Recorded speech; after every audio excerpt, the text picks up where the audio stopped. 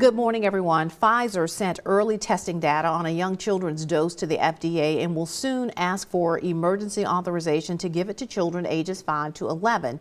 In New York, tens of thousands of medical workers can now be fired if they don't get the shots.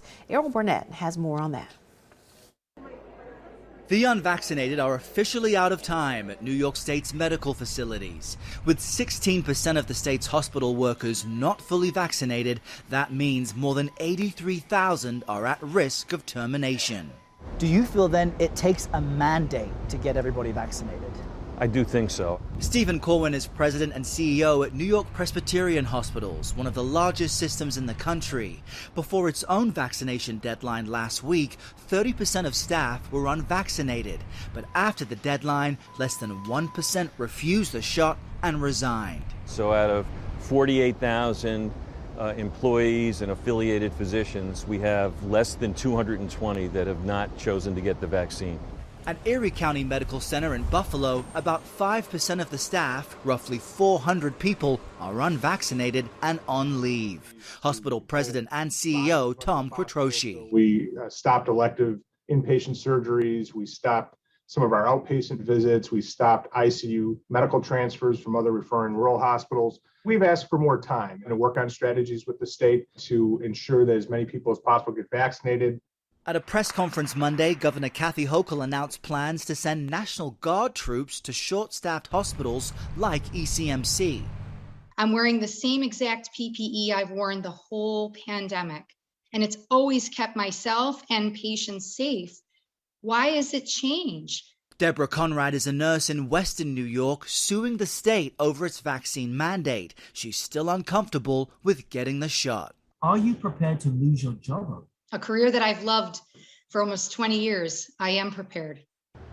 Now, it's important to highlight that more than 6 billion vaccine doses have been administered worldwide. So we have overwhelming evidence that these vaccines are safe and effective for most people. Here in New York, its vaccine mandate for education workers goes into effect later this week. Errol Barnett, CBS News, New York. COVID-19 cases and deaths continue to climb in several parts of the country, and that has many people rethinking their travel plans. Elise Preston has more on that.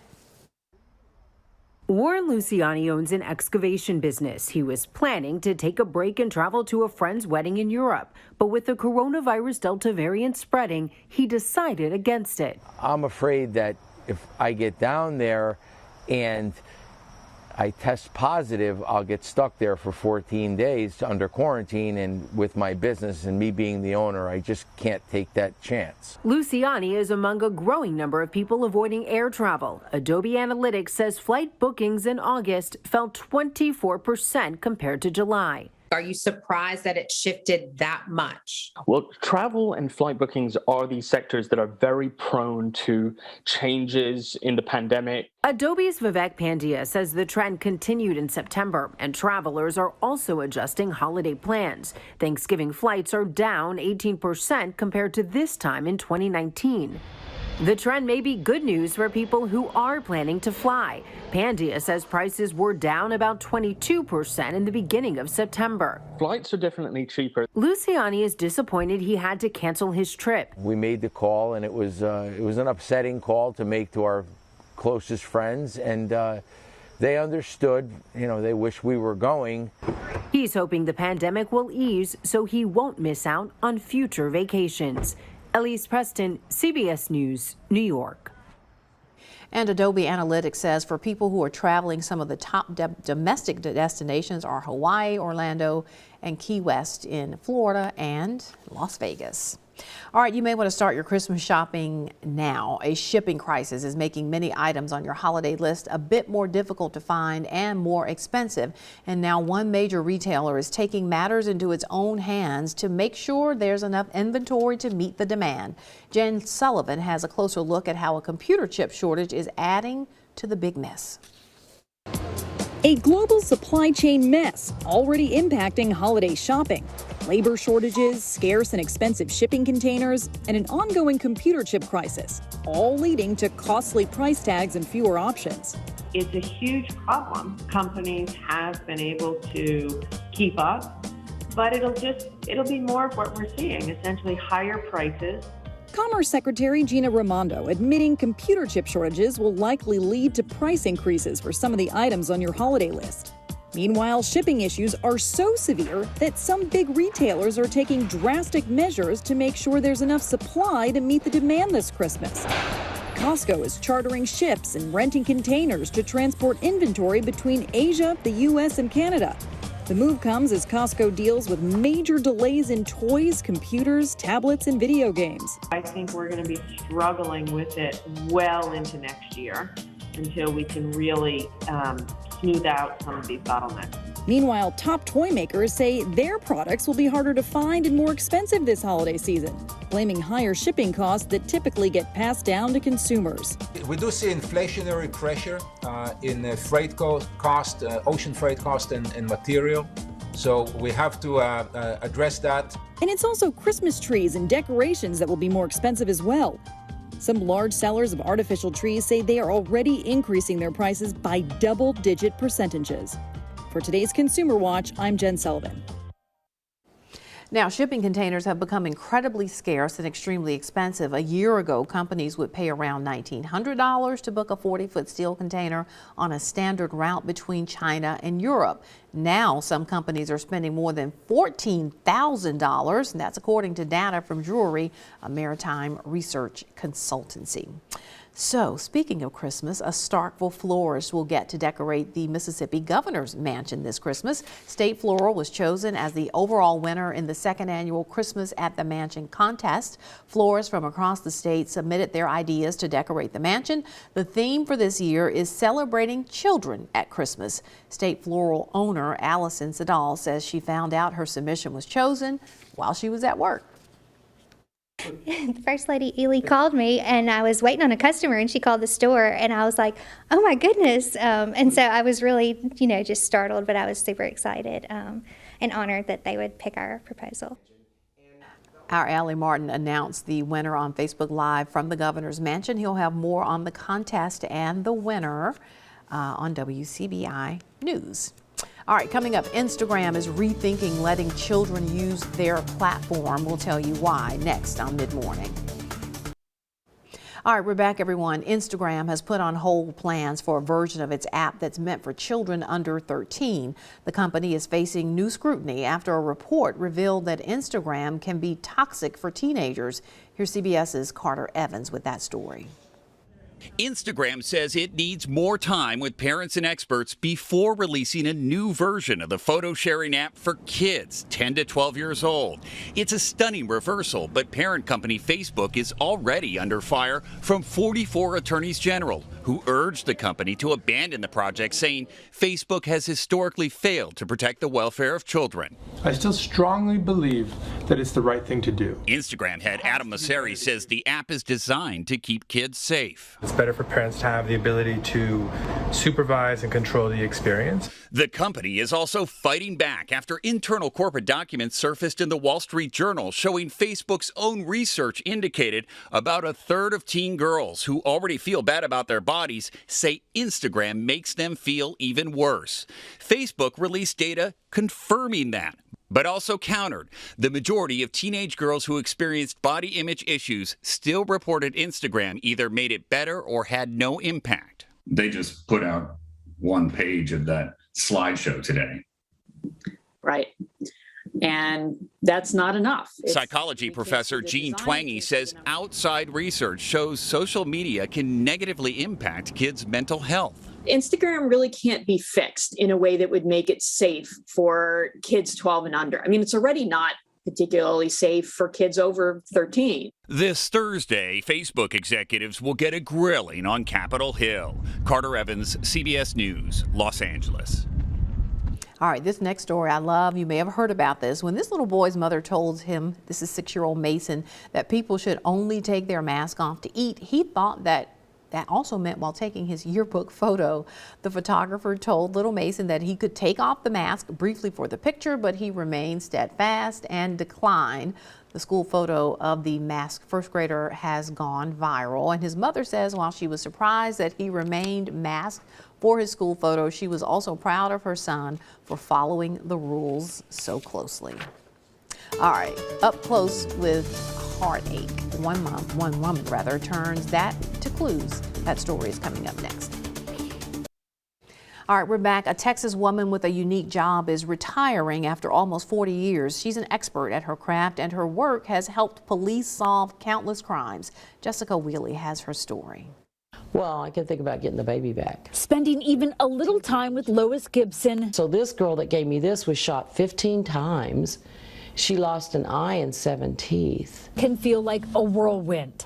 There's almost no movie that's going to be as exciting as like 2 hours at my job. The conversation can go in all directions. I mean, if you've almost been killed, I'm hilarious. Her wealth of experience is just hard to contain. But I'm able to make people that are feeling worse than they've ever felt, I know how to make them feel better. Gibson has been the forensic artist for the Houston Police Department for 39 years. She's drawn thousands of sketches, baby kidnappers, murderers, robbers, rapists. For a short period of time, she listens, asks questions, and takes on a crime victim's pain. I'm meant to handle this. The second victim met with forensic sketch artist to create an image police can give out to the public to generate leads. And her inspiration comes from her own painful past. Hi, I'm Jim Hutchins. I live down the hall. I see you come and go. I thought we should get acquainted. It was the early 1970s. Gibson was 21, an aspiring actor in LA, when a serial rapist and murderer burst into her apartment and attacked her. First thing he did was nearly snap my head off my body, you know. So it was, wow, right then I was like in shock. He went, kicked the door closed, and then there was the attack. Years later, she channeled her anger and hurt to helping other victims. And when early in her career she thought she had failed, it was this that kept her going. We wouldn't have caught him without you. So he told me, he kept saying it different ways, we wouldn't have caught him without you. Now there are hundreds on that list. In fact, she holds a world record for the, quote, most criminals positively identified due to her work. There's nothing more rewarding than that, absolutely nothing. The resemblances she creates are uncanny. This is the sketch of a woman who took a baby from a hospital, and this is that woman. These are drawings of the shooters in the Clear Lake murders from 2003, and these are the shooters. Brian Harris, then a sergeant with HPD Homicide, now a chief deputy with the Precinct 5 Constable's Office, was the lead investigator. Once we took the billboard pictures and the sketches themselves, and now we had the names of the suspect, about fell out of my chair. Exactly, this is it. This is a place. Gibson has written a book, drawn sketches from skeletal remains, and has done age progression. And by next month, she'll be spending more time in this room in her home in spring, drawing or painting what she wants. Sure. After 39 years, she is retiring. Okay, let's try a little less. Gibson has mentored those who are taking her place and has taught others in her field. Her unparalleled skills will be missed. The talent is getting folks to take that imprint that has been in their brain somewhere and be able to articulate it or visualize what it is that they saw. And Lois has been able to do that for 39 years. Nearly 4 decades of seeking justice for people she meets at their worst. Gibson says she won't miss it, but she also wouldn't have had it any other way. Oh, it's been such a big, great ride. Jessica Wheely, ABC 13 Eyewitness News. All right, when we come back, a conversation with friends of world traveler Anthony Bourdain. Mid-morning, we'll be right back. All right, we're back, everyone. As host of No Reservations and Parts Unknown, the late Anthony Bourdain shared his life in a raw, unfiltered style that has made his fans feel like they knew him well. Now a new book is serving up a more complete story. Bourdain, the definitive oral biography, as a collection of interviews with those who knew him best, and it is out this week. Anthony Mason caught up with several of these close friends and has this story. How does it feel to be back in this place? It's complicated. We met in the former restaurant Leal, 2 green salads followed by 2 pot filet and a pepper steak, where Anthony Bourdain had worked as a chef and posed for the cover of his breakout book, Kitchen Confidential. This was placed so very much associated with Tony. Lori Woolever was Bourdain's assistant and writing partner. I have a memory from it when Tony first started working here. Writer Joel Rose was his friend. Just hanging out downstairs with him, preparing steaks. We did a lot of shoots here for Tony's various shows. Nari Kai worked as a producer on Bourdain's TV shows. And whenever we had to pick a location, be like, well, going to Leal. I used to meet Tony here a lot. Chef Patty Jackson met Bourdain in the kitchen, a different one. All restaurants are haunted, but this restaurant for me is very haunted. Is it? Yeah, I mean in a nice way. They're nice good way, yeah. memories, but there are memories. Woolever has gathered these memories for her new book, Bourdain, the definitive oral biography. The stories from friends and family paint a picture of a complex man who never quite settled. He was terrified that he was going to work on the line for the rest of his life. And in the kitchen, yeah. Yeah, and he was scared of that. So this is what I've been doing every day for 28 years. No sane person would want to do this. And he saw writing as a way out? He was hoping that it might be. Bourdain's work hard, party harder lifestyle had taken its toll. Addicted to heroin, he was high when he first met Rose, who was running a literary magazine out of his apartment. Bourdain submitted a comic book by mail. I wrote back to this person, your drawing sort of sucks, but your writing is good. Yeah. And the next thing I know, somebody rang my buzzer, and there was this very tall guy there in chef's whites. That guy was Bourdain. Right from the get-go, I knew that he was a talented writer and a great storyteller. Rose helped Bourdain get the deal to publish Kitchen Confidential. Changed everything. Changed everything for all of us, really. It led to Bourdain's TV shows.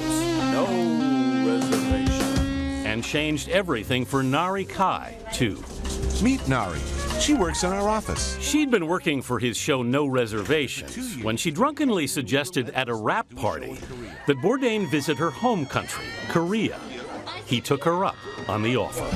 Nari's enormous energy and excitement for her homeland is why I've come. Growing up in America as an immigrant, there's a lot of racism, a lot of bullying, and a lot of shame on my part of just wanting to fit in. And it wasn't until Tony was like, actually, this is your contribution, your unique heritage, and your unique point of view. I mean, Koreans are a brave people. I mean, who else would eat this, right? I mean... Me? And for me, as a creative person, it fueled everything that I do. Well, I'm psyched. My dream has finally come true. Bourdain's drive for travel and adventure kept him on the road constantly. Let's wrap it up, boys. We've got places to go. Sometimes 250 days a year. What was that all about, do you think? I don't think there was enough in the world sometimes to really keep him occupied. I don't know if he was trying to escape in some ways from things, or if he was trying to absorb more things. I think that a lot of the passions that he had were actually a form of addiction.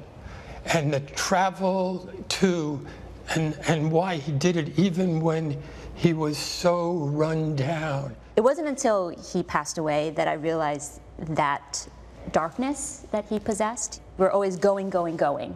He did have this sadness, and I think his work kept him distracted from that.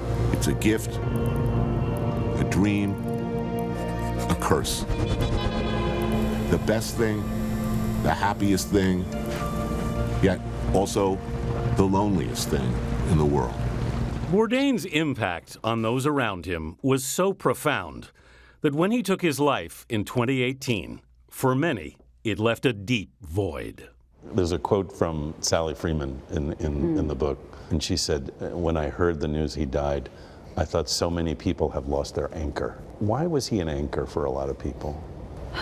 Well, I think that he was so relatable, right? You know, sharing his story of working hard and having disappointments and defeats and also lots of victories. Everyone felt connected to him.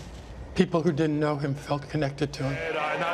And still do. And still do, yeah. What is that power? He cared about everybody. Astonishing. Unbelievable. Try that in New York. He was really loyal, really dedicated person, and I think that translated in his work. He was a seeker, he was a dreamer, he had passions and ideas, and he found a way to live that life. That's gonna be good. This is something that he left behind, is his passion to want to try something new, try a new food, talk to a person you wouldn't talk to, go somewhere you haven't been, to grow as a human being. And that was his greatest gift. We all miss him every day. Next month, the restaurant formerly known as Les Halles will start a new chapter as an Alsatian eatery, La Brasserie by Francis Stahl. But as you can see, Bourdain left a permanent mark on the places he went and the people he met. Anthony Mason, CBS News, New York. Well, take a look at this. Krispy Kreme is spicing up its offerings with cinnamon. The donut shop is adding cinnamon rolls to its menu. Fans of the sticky buns can get them prepared the traditional way, glazed with the same liquid sugar the restaurant's original donuts are known for. They are also available topped with cinnamon toast crunch breakfast cereal. Neither option will be around forever, though. Krispy Kreme is only selling its cinnamon rolls for a limited time. And check before you make a sweet treat run. They are only available at participating locations. All right, stay with us. We'll be right back. All right, be sure you stay connected with us. We're on Facebook, Twitter, and Instagram. We love to hear from you. We will see you back here next time, everybody.